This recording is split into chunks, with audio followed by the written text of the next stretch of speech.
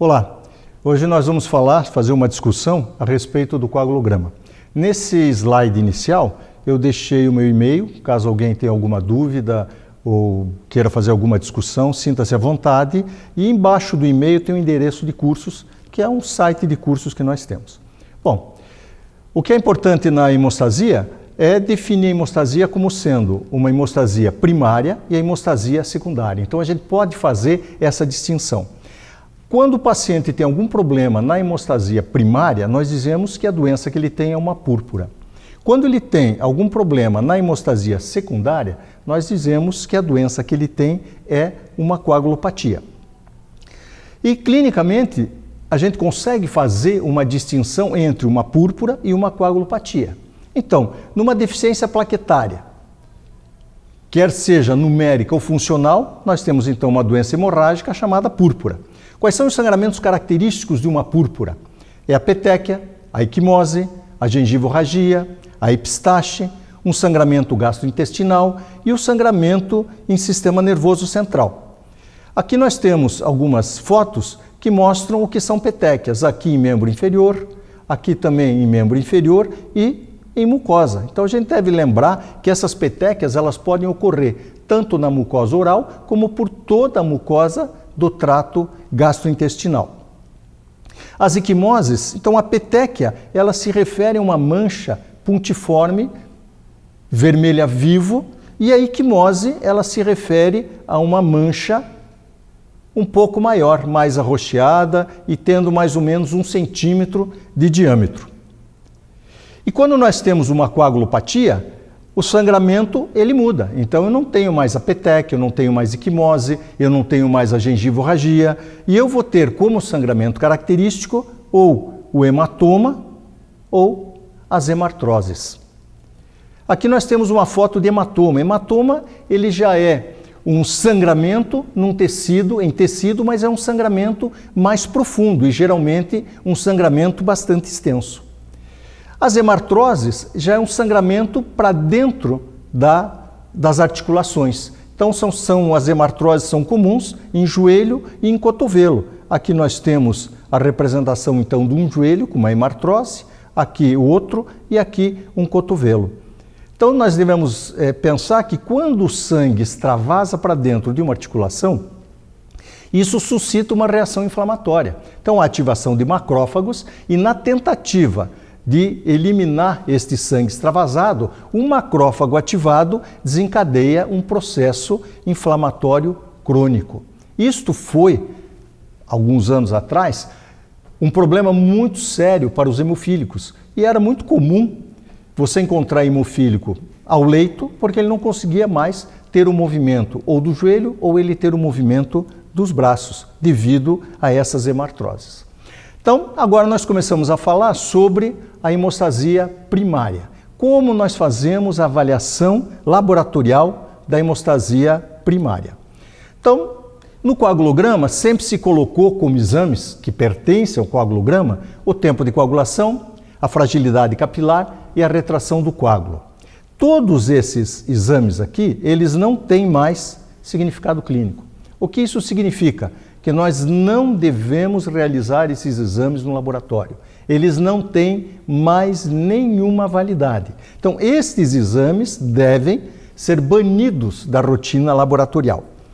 E para avaliação, então, da hemostasia primária, eliminamos esses testes e ficamos com a morfologia das plaquetas, que nós vamos visualizar na extensão sanguínea. Ficamos com a contagem da plaqueta, que nós vamos fazer no aparelho automatizado. Hoje nós temos aparelhos que trazem várias constantes plaquetárias e para quem tem esses aparelhos, essas novas constantes, elas ajudam muito a gente entender o que possa estar acontecendo com o paciente. E ainda nos resta o tempo de sangramento. Então, a contagem de plaquetas. Então, as plaquetas sempre devem ser avaliadas pelo número e a função. A avaliação numérica obtemos a partir de quê? A partir de uma contagem de plaquetas que deve ser realizada por automação e não pela câmara de Neubauer. A câmara de Neubauer, se nós fizermos uma técnica perfeita, nós vamos ter um coeficiente de variação de 22%. O coeficiente de variação do aparelho ele é de 2%. Então, temos que usar o aparelho para fazer a contagem de plaquetas e não a câmara de Neubauer.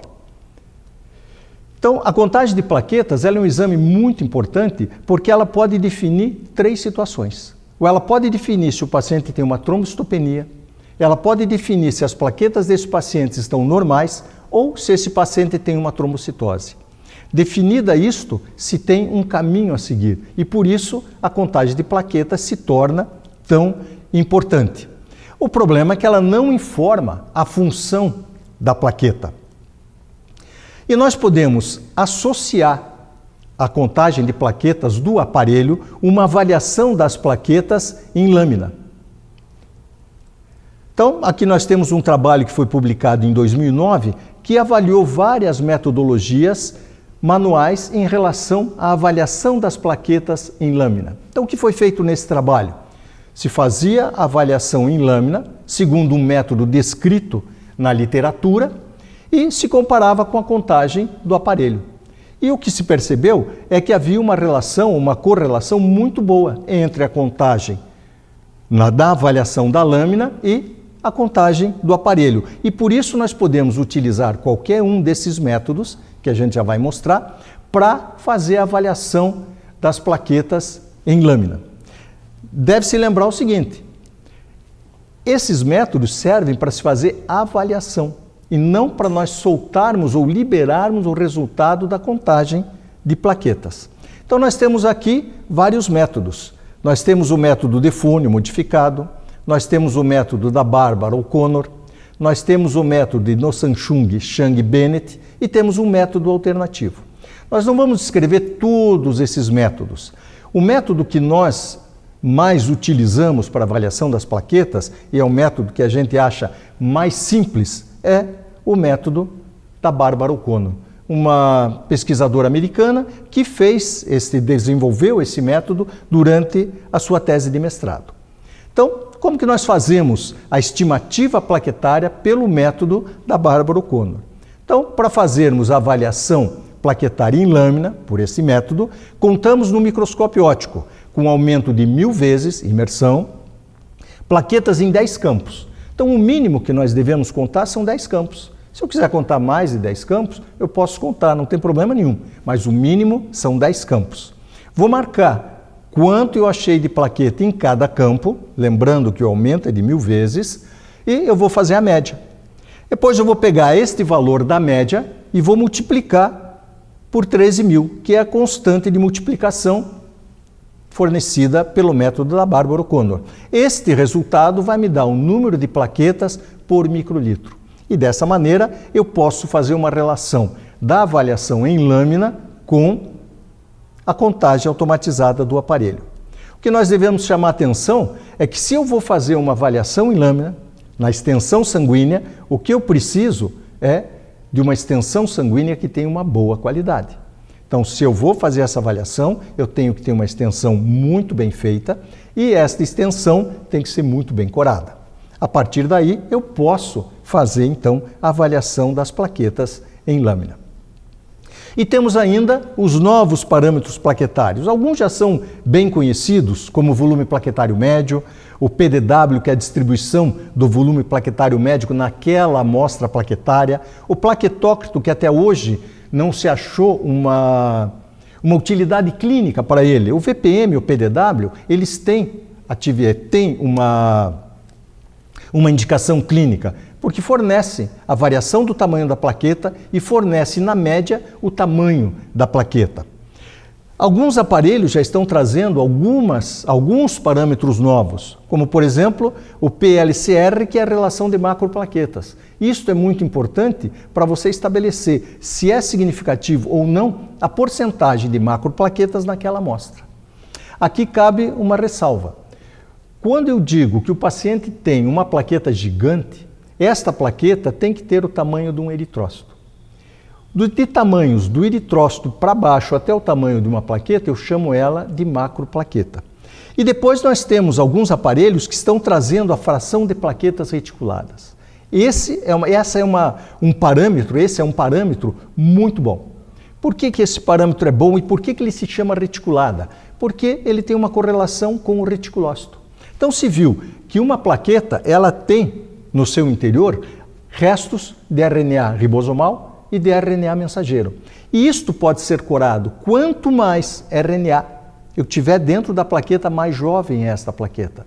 Então, se eu tiver uma fração de plaqueta reticulada elevada, significa que a medula óssea tem atividade, que o megacariócito está produzindo plaquetas. Se esta fração é baixa, significa que a medula óssea não está produzindo plaquetas, que o reticulócito não está em atividade. E com isso eu posso correlacionar. Se o problema da plaqueta, por exemplo, numa trombocitopenia, se esse problema está na medula óssea ou se esse problema está no sangue periférico, como, por exemplo, uma retirada das plaquetas pelo baço por algum anticorpo. Então, eu tenho como jogar se o problema é na produção ou se o problema é na destruição usando a plaqueta reticulada. Inclusive, eu posso monitorar a recuperação das plaquetas num paciente que fez, por exemplo, um transplante, se ele está produzindo as plaquetas ou não, e isto me diz se ele produz a plaqueta ou não, antes da contagem das plaquetas começarem a aumentar. Então é um parâmetro muito bom, mas restrito a alguns aparelhos e nem todos os laboratórios têm esses parâmetros à sua disposição. E o tempo de sangramento continua sendo ainda o exame que mais se faz em laboratório para avaliação da hemostasia primária. Cuidado que nós temos que ter com o tempo de sangramento, a técnica que é utilizada. Então, antecipando alguns slides, esse tempo de sangramento feito em lóbulo da orelha, feito em polpa digital, isso não tem nenhum valor clínico. Se nós vamos fazer o tempo de sangramento, temos que seguir a técnica de IVE e utilizar um esfigmomanômetro. Então, nós aplicamos no antebraço uma pressão de 40 milímetros, utilizando o esfigmomanômetro. Essa pressão ela vai ficar mantida durante todo o teste. Qual é a finalidade disto? De eu manter os capilares plenos de sangue de maneira uniforme. Esta é a finalidade. Posteriormente, escolhemos uma região abaixo da dobra do cotovelo, onde eu não tenha nenhuma veia visível, e faço as incisões nessa região. Antes de fazer a incisão, claro, fazemos a asepsia, e posteriormente, utilizando uma lanceta própria para o tempo de sangramento, que me dá uma profundidade de 1 milímetro, eu faço 3 incisões, mantendo uma distância aproximada de 1 centímetro entre cada incisão. Aqui tem uma representação do que ocorre quando nós fazemos a incisão. Então, quando eu faço a incisão, eu rompo, faço um trauma no capilar, e eu tenho que fazer em capilar e não em veia de grande calibre, porque a hemostasia primária ocorre nos capilares e a hemostasia secundária ocorre nos vasos de grande calibre. É claro que as duas têm relação e participam tanto de uma ou da outra, mas o papel fundamental da hemostasia primária é nos capilares. O papel fundamental na hemostasia secundária são nos vasos de grande calibre.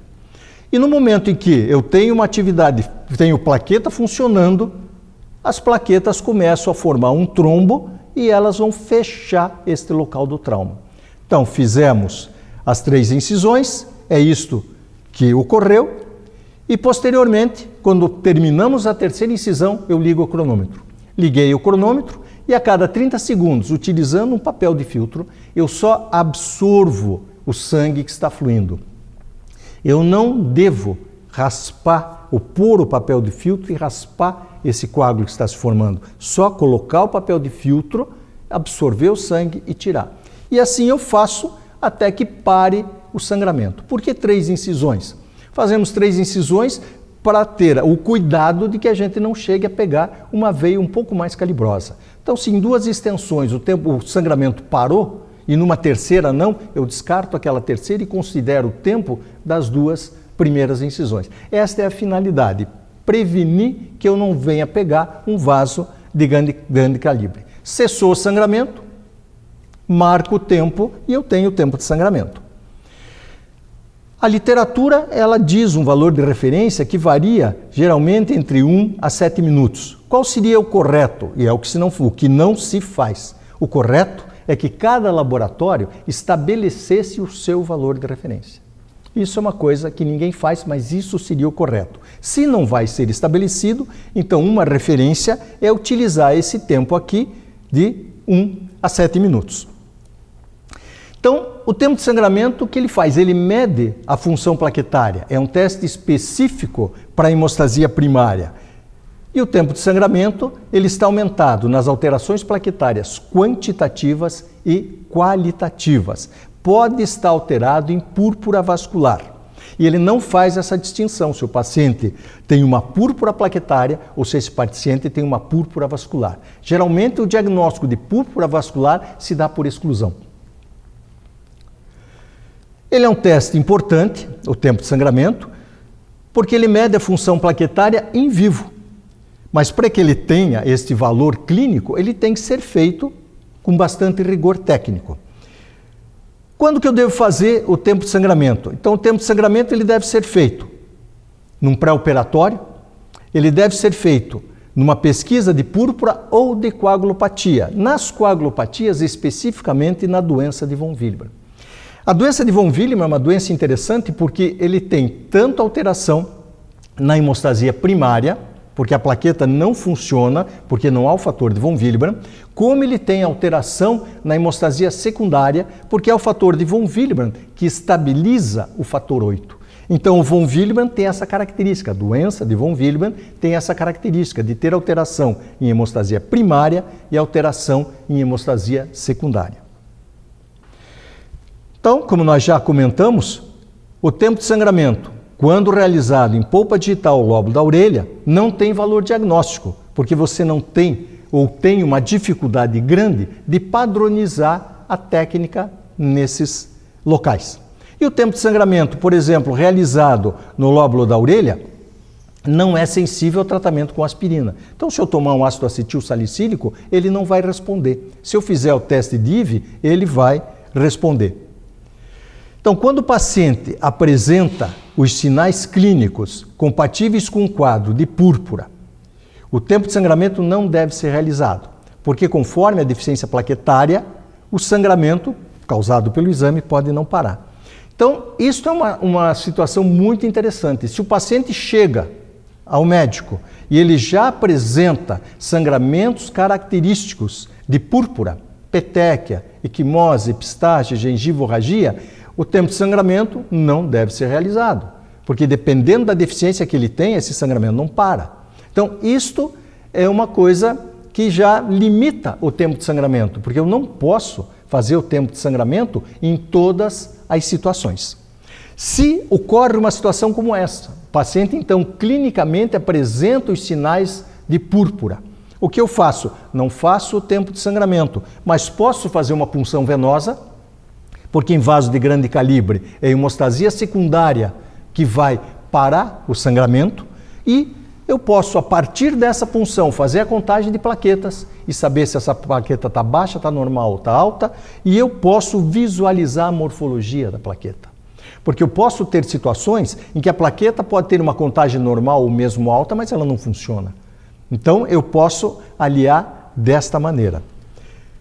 Então, como conclusão da hemostasia primária, o que a gente vê é que o laboratório tem uma dificuldade muito grande para fazer o diagnóstico de púrpura.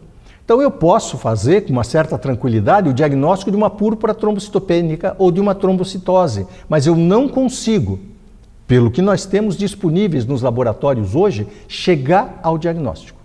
Se nós tivéssemos outros exames, como agregação plaquetária, como citometria de fluxo para estudar a plaqueta, eu chegaria a um diagnóstico, principalmente usando a citometria de fluxo. O problema é que qual laboratório vai ter ou agregação plaquetária ou citometria de fluxo para fazer o estudo da plaqueta. Então nós temos que ter em mente que o laboratório tem uma dificuldade muito grande para chegar ao diagnóstico de um quadro de púrpura. Então agora entramos na hemostasia secundária. Então, hoje nós temos aqui listados, então aqui nessa tabela estão listados todos os fatores da coagulação.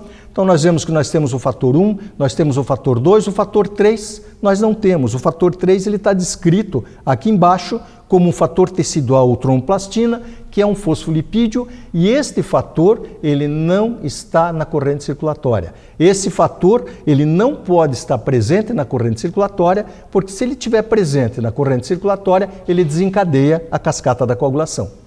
Depois, o fator 4 nós não temos, porque o fator 4 é o cálcio, e se viu que o cálcio participa de todas as fases da cascata da coagulação, então se tirou ele como um fator.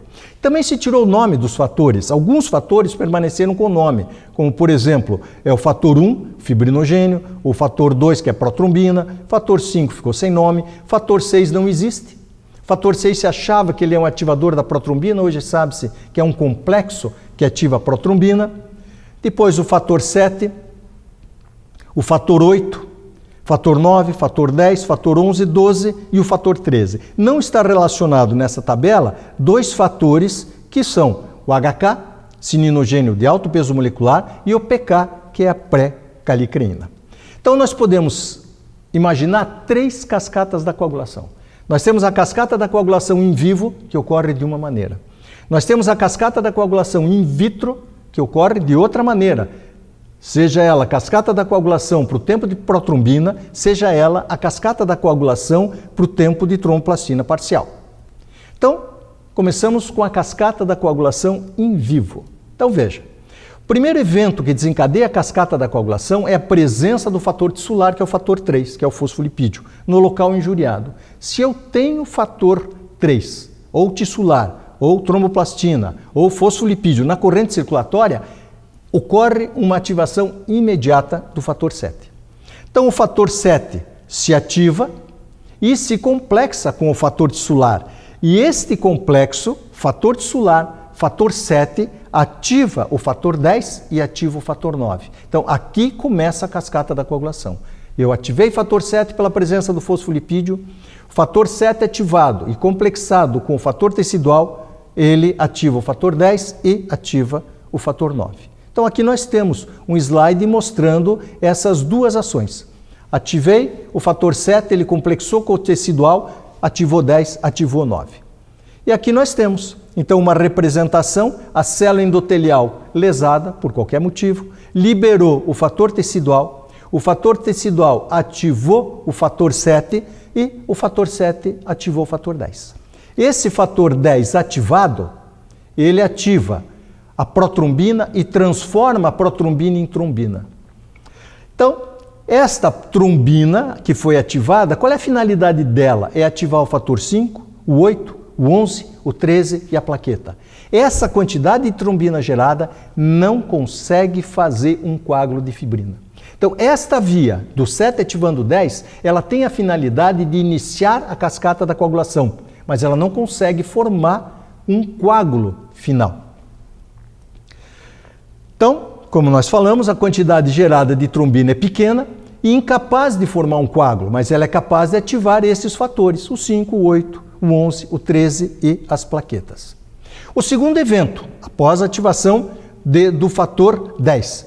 O segundo evento é a ativação das plaquetas, e daí desencadeia a função da plaqueta, que é adesão e agregação.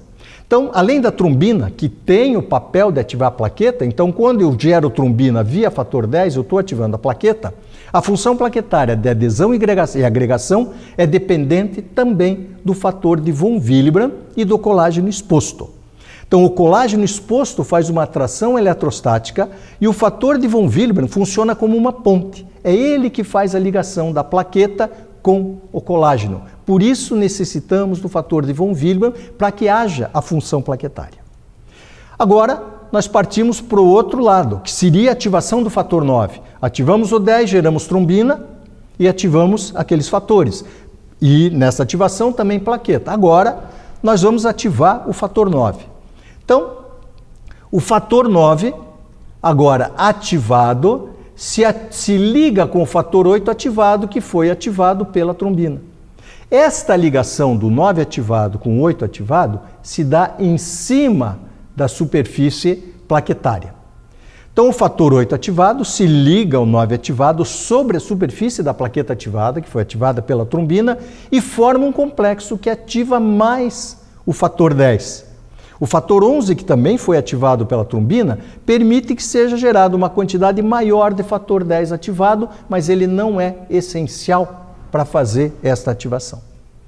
Bom, agora, o fator 10 ativado, que foi ativado pelo complexo do 8 plaqueta e 9, se liga ao 5 ativado, que foi ativado pela plaqueta, em cima da plaqueta ativada, e age sobre a protrombina, transformando em trombina. Agora sim, esta quantidade de trombina gerada vai transformar a cascata da coagulação em autocatalítica.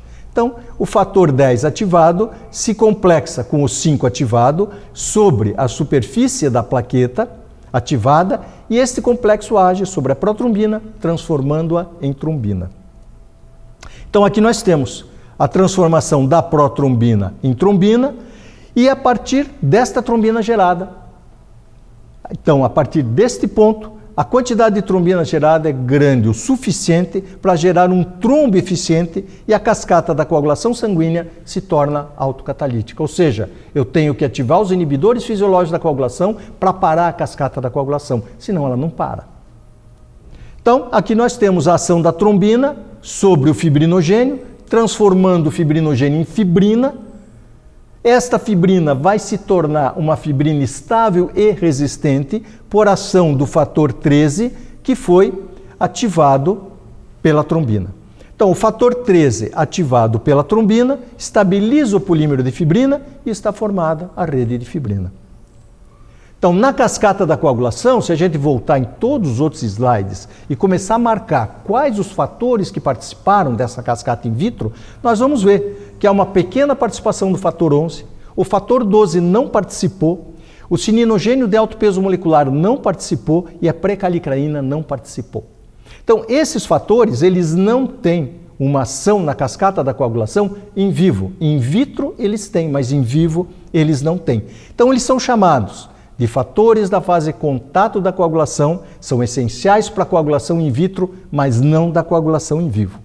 E como não existe nada na natureza que não tem alguma função, eles têm uma função biológica. Então, esses fatores da fase contato da coagulação, cininogênio, pré-calicraína, o 11, o 12, têm a função de quê? Ativar o sistema fibrinolítico, porque se eu vou gerar um coágulo, esse coágulo tem que ser destruído, tem que ser desmanchado, e é o sistema fibrinolítico que faz isso.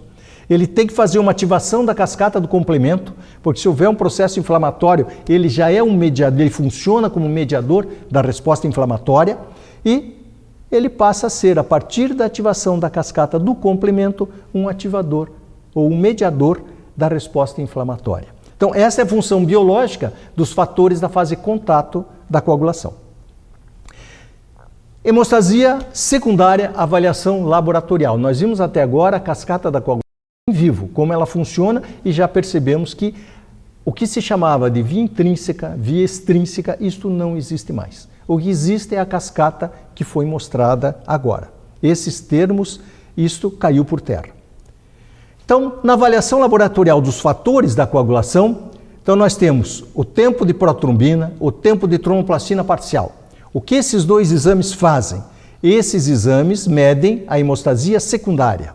Então, eu posso tanto ver a coagulopatia a partir desses exames, estabelecer uma coagulopatia a partir desses exames, ou ver se existem inibidores dos fatores da coagulação a partir desses exames. Esses exames aqui, eles são exames de triagem. Eles são testes de triagem. Outra coisa que eles fazem é o controle dos anticoagulantes. Tanto o anticoagulante parenteral, que seria heparina de alto peso molecular, controlada pelo TTP, como os anticoagulantes orais convencionais, que são os inibidores da vitamina K, os antagonistas da vitamina K, e eu meço isso pelo tempo de protrombina, e eu tenho a heparina de baixo peso molecular, que, segundo os fabricantes, ela dispensa o controle laboratorial e eu não posso controlar a heparina de baixo peso molecular pelo TTP ou pelo TP. E eu tenho os novos anticoagulantes orais, que também não podem ser controlados pelo TTP e nem pelo TP. Agora falamos especificamente do tempo de protrombina. Então, vamos analisar o que no tempo de protrombina? Vamos analisar o princípio do teste, que seria a cascata da coagulação in vitro para o TP, e vamos ver como nós temos que liberar o resultado do TP. Se o paciente não usa anticoagulante oral, como eu libero o resultado? Se o paciente usa o anticoagulante oral, como eu libero o resultado? E chamar bem atenção, esse anticoagulante oral é o anticoagulante oral convencional, não são os novos anticoagulantes orais. Então, qual é o princípio do teste? O princípio do teste, o reativo que eu tenho é a tromboplastina cálcica, e eu tenho que ter o cálcio, porque quando eu colhi a amostra sanguínea, eu quelei o cálcio, eu retirei o cálcio daquela amostra para que não houvesse coagulação. Então, como eu retirei o cálcio, para que possa haver a formação de um coágulo, eu tenho que devolver o cálcio. Então, o nosso reativo é a tromboplastina cálcica. Então, eu vou misturar uma determinada quantidade do reativo com o plasma do paciente. O que vai acontecer aqui? Vai acontecer que se eu tenho a tromboplastina, ela faz o papel do fator 3, do fosfolipídio. Se ela faz o papel do fator 3, ou do fosfolipídio, ela vai ativar diretamente o fator 7. O fator 7 ativado vai ativar o fator 10. O fator 10 ativado, juntamente com o 5 ativado, porque eu vou gerar uma pequena quantidade de trombina, vai me transformar a protrombina em trombina e eu tenho um coágulo de fibrina como formação final. Então veja uma coisa, aqui eu gero trombina. Então aqui existe ativação de 8, existe ativação do 11, do 13, da plaqueta. Só que esta via, ela é muito rápida e não dá tempo desses fatores participarem desta via. Então, os fatores que são medidos pelo TP são o fator 7, o fator 10, o fator 5, o fator 2 e o fator 1, que é o fibrinogênio, ou fator 2, que é a protrombina. Então, isso a gente tem que ter em mente, porque se eu tenho uma alteração do TP, algum desses fatores deve estar alterado. Como que eu libero o tempo de protrombina, o resultado para o paciente quando ele não usa o anticoagulante oral? E por que o TP é o teste de escolha para se monitorar o anticoagulante oral convencional? Ele é o teste de escolha porque os fatores 2, 7, 9 e o 10 são fatores dependentes de vitamina K, ou seja, para que eles sejam ativados na cascata da coagulação, eles precisam da ação da vitamina K. Se eu inibo a vitamina K, eu inibo esses fatores, entre eles eu inibo o fator 7. Se eu inibo o fator 7, eu inibo diretamente o tempo de protrombina. Então, há uma correlação direta entre o aumento do tempo de protrombina e a inibição do fator 7 pela vitamina K. Quanto maior a dose do anticoagulante oral convencional, maior vai ser o TP. Então, quando o paciente realiza o TP com uma finalidade pré-operatória ou por uma investigação de uma coagulopatia, o resultado deve ser expresso em segundos, juntamente com o controle normal. Então, toda vez que eu faço um TP, eu corro o controle normal.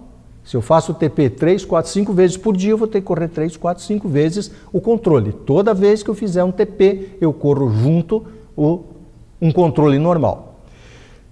E nessa situação de que o paciente não usa o anticoagulante oral, então a minha investigação é de coagulopatia ou pré-operatória, eu libero o valor do TP, libero o valor do controle normal e o valor de referência é o controle normal que deu quando eu fiz o TP, mais ou menos 2 segundos.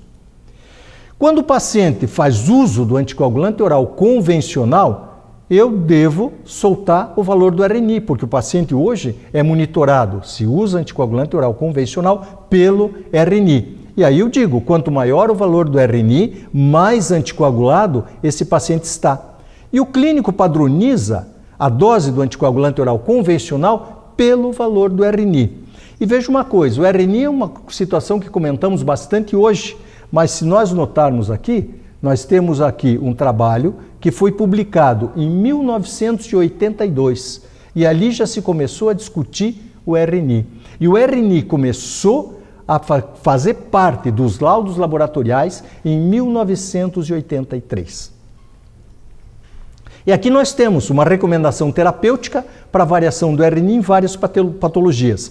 Então, nós temos aqui as patologias, todas elas descritas, e o valor esperado do RNI. Então, eu regulo a dose do anticoagulante oral convencional pelo valor de RNI conforme a clínica do paciente, ou conforme o problema que o paciente teve. E aqui, quando o paciente faz uso do anticoagulante oral convencional, então o resultado do TP deve ser expresso em segundos, juntamente com o valor do controle normal e do RNI. E vejam que coisa interessante, ó. Aqui, a liberação do TP em porcentagem é considerada obsoleta e não deve constar do laudo. Quer dizer, a atividade da protrombina, desde 1983, nós já deveríamos ter abandonado. E ela não deve constar do laudo. Então, primeira coisa, quando um paciente que tem TP chega ao laboratório, primeira pergunta, toma anticoagulante oral convencional ou não? Se ele não toma, eu não libero o RNI, porque ele não tem valor nenhum clínico. Se ele toma um anticoagulante oral convencional, eu devo liberar o valor do RNI, porque aí o médico vai se basear pelo RNI para dar a dose do anticoagulante. Então, o TP não tem valor para monitorar a heparinoterapia, pode estar alterado. Se o paciente toma heparina, o TP vai estar alterado, mas ele não tem relação da dose com a quantidade, a dose pela elevação do TP. E uma coisa que não se faz no monitoramento do anticoagulante oral convencional é estabelecer um horário para se fazer a coleta. Então, durante o monitoramento do anticoagulante oral, o horário da coleta é importante. Então, o pico de inibição da vitamina K e, consequentemente, aumento do TP se dá entre 4 e 8 horas da manhã. E o pico mais baixo de inibição ocorre entre 6 horas da tarde e meia-noite. Então, o que o paciente deve fazer? Ele deve estabelecer, e o laboratório deve fazer essa orientação, que o paciente estabeleça um horário e sempre que ele tiver que fazer o controle do anticoagulante oral convencional, ele deve fazer naquele horário que ficou estabelecido. Os anticoagulantes orais, então agora nós temos dos anticoagulantes orais os inibidores da vitamina K, que é o TP, controlado pelo RNI. Os novos anticoagulantes orais são os inibidores da trombina e eu posso monitorar esses que são inibidores da trombina pelo tempo de trombina, desde que eu faça um tempo de trombina antes de se começar o tratamento, e daí eu posso monitorar. Dificilmente se faz isso, porque, como eu já havia comentado, os laboratórios dizem que isto dispensa o controle laboratorial. E nós temos os inibidores orais, que são os inibidores do fator 10 ativado. E eu também posso controlar desde que eu faça a dosagem ou meça a inibição do fator 10 ativado, e nós temos kits que fazem essa determinação. E também, da mesma maneira, os laboratórios falam aos médicos que o controle laboratorial também é dispensado. Quais são as vantagens que nós temos desses novos anticoagulantes orais? A vantagem é que eles podem ser administrados via oral, 1 ou 2 vezes por dia, dispensam o controle laboratorial, segundo o fabricante. As interações medicamentosas são pouco relevantes, e como tem um poder anticoagulante rápido, similar a uma heparina de alto peso molecular, eles podem simplificar o tratamento e pode ser a droga de escolha tanto para o tratamento inicial como para o tratamento de longa duração. Agora, vamos comentar alguma coisa sobre o tempo de tromboplastina parcial, ou TTP, ou KPTT, ou TTPA. São todas siglas para o mesmo exame. Aqui nós temos o princípio do teste. Então, o nosso reativo é o ácido elágico, que ele é um ativador dos fatores da coagulação. Além do ácido elágico, nós temos a cefalina. E quando nós colocamos o plasma em contato com cefalina e o ácido elágico, que é o ativador dos fatores da coagulação, nós ativamos a fase contato dos fatores da coagulação, que é o fator 12 e 11, a pré-calicreína e os cininogênios de alto peso molecular. Então aqui nós fazemos a ativação destes fatores da fase contato. Esses fatores da fase contato, eles vão ativar o fator 9. O fator 9 ativado vai ativar o fator 10. O fator 10 ativado gera uma pequena quantidade de trombina que ativa o fator 5, o 11, o 8, o 13 e a plaqueta. E a partir daí, eu tenho a ativação do fibrinogênio transformando em fibrina. Vejam que até eu ter a ativação da trombina para ativar o 8 e ativar o 5, porque depois o 8 ele vai se ligar ao 9 ativado para que ele venha ativar o 10. O 5 vai se ligar ao 10 ativado para que depois ele venha ativar a protrombina, transformando ela em trombina. Até que eu tenha toda essa ação, ativação desses fatores, principalmente a ativação desses fatores pela trombina, isso leva um tempo. Por isso que nós colocamos o plasma no reativo, que é o ácido elágico com a cefalina, colocamos isto no banho-maria e deixamos por 3 minutos. Durante esses 3 minutos está ocorrendo a ativação de todos esses fatores. E após esse tempo, todos os fatores estão ativados e eu tenho condição de gerar um coágulo de fibrina. Por que eu não vou gerar rede de fibrina? Porque eu não tenho cálcio. Então falta um segundo reativo, que é o cálcio. Então, o segundo reativo do TTP é o cálcio. Depois de 3 minutos, em média, é o que os laboratórios recomendam, depois de 3 minutos eu adiciono o cálcio e agora, como os fatores estão ativados, então eu tenho a formação da rede de fibrina. E geralmente o TTP ele tem um tempo de formação da rede de fibrina maior do que o TP. O TP é muito rápido. Em condições, um paciente, uma pessoa normal, ele coagula pelo TP 10 segundos, 11 segundos, 12 segundos. No TTP ele vai coagular com 34, 33 segundos. Então, quais são os fatores de coagulação medidos pelo TTP? Então, nós temos aqui cininogênio de alto peso molecular, pré-calicraína, o 12, o 11, o 9, o 8, o 10, o 5, o 2 e 1. Esses são os fatores que ele mede. Aqui nós temos que fazer uma ressalva que pacientes que têm deficiência do cininogênio de alto peso molecular, ou da pré-calicraína, ou do fator 12, ou do fator 11, eles não apresentam doença hemorrágica. A não ser o fator 11, em algumas situações, o paciente pode apresentar sangramento. Os demais fatores, em nenhuma situação, eles causam uma doença hemorrágica. Mas o que é interessante, eles alteram em muito o TTP. Então, se uma pessoa tiver uma deficiência, por exemplo, de um cininogênio de alto peso molecular, eu posso ter um TTP para mais de 100 segundos. E vai ser um TTP muito elevado numa pessoa ou num paciente que não tem nenhuma clínica de doença hemorrágica, nenhuma clínica de coagulopatia. Então, a gente tem que ter em mente que esses fatores podem alterar muito o TTP, mas eles não causam doença hemorrágica. Como eu falei, exceção do fator 11, em algumas situações, como por exemplo, extração de dente, o paciente pode sangrar.